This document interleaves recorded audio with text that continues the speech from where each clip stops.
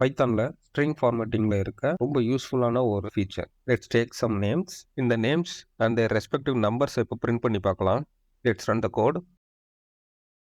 இது விஷுவலைஸ் பண்ண கொஞ்சம் டிஃபிகல்ட்டா இருக்கும். ஒன்று லென்த் அதிகமாக, ஒன்று லென்த் கம்மியாக, அன்ஈவனா, இதை ரீட் பண்ணவே கொஞ்சம் டிஃபிகல்ட்டாக இருக்குது. ஸோ இதை எப்படி ஓவர் கம் பண்ணுறதுனா, ஸ்ட்ரிங் ஃபார்மேட்டிங்கில் ஒரு ஆப்ஷனல் ஆர்குமெண்ட் நம்ம ஆட் பண்ணி இதை சால்வ் பண்ணலாம்.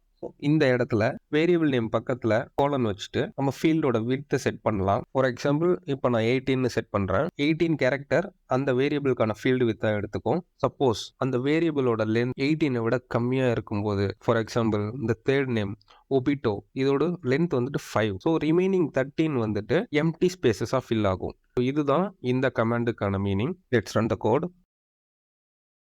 இப்போ விஷுவலைஸ் பண்ண ரொம்ப ஈஸியாக இருக்கும். சிம்பிள்.